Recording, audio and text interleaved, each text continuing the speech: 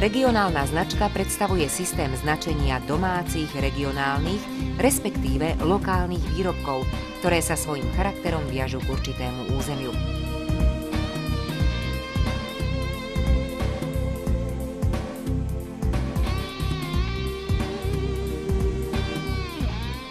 Životaschopná regionálna značka napomáha zviditeľniť región a upozorňuje na jeho kultúrny, historický, prírodný potenciál, zhmotnený v zaujímavých produktoch a službách.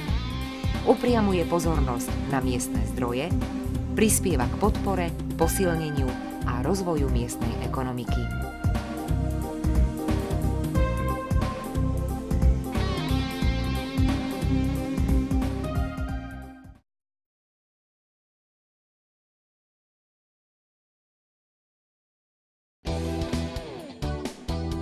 Výrobok Chili's, tekutý výťažok z čili papričiek, je získaný z čerstvých čili papričiek rôznych odrôd lisovaním za studena, bez pridávania iných prídavných látok okrem konzervantu jedlej soli. Ide o mimoriadne čistý prírodný produkt s výnimočnými vlastnosťami a zložením. Sfarbenie výrobku je závislé od farby papričky, z ktorej sa šťava získava. Čili papričky z vlastnej produkcie sú pestované za podmienok spĺňajúcich najprísnejšie normy bio.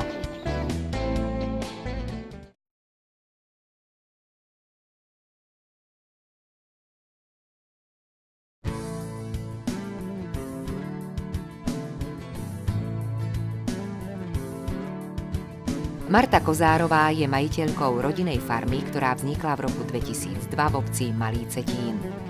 Venuje sa pestovaniu, zberu, úprave a predaju tekvicových jadierok.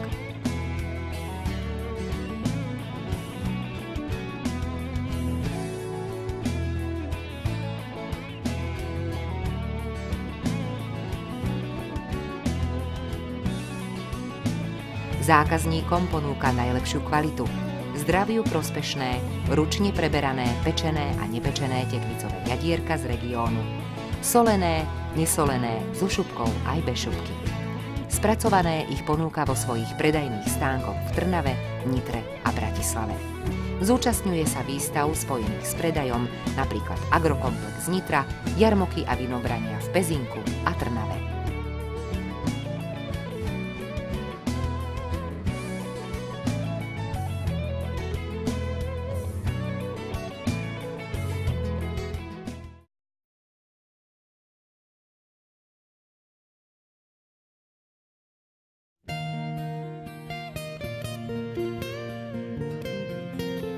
Marek Záhon sa umeleckej činnosti venuje od roku 2003. Spätosť s vidiekom a vidieckým spôsobom života u autora podnietili jeho umelecké smerovanie k Ukrajine a tradíciám.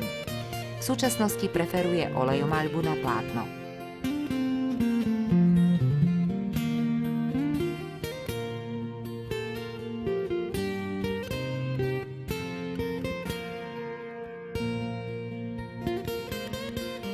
Svoje olejomaľby prezentoval na viacerých podujatiach, na slávnosti Dni obce vo Veľkom Lapáši, pri otvorení kaštieľa v Nových Sadoch, na výstavisku Agrokomplex v Nitre a na výstave Slovakia Tour v Bratislave.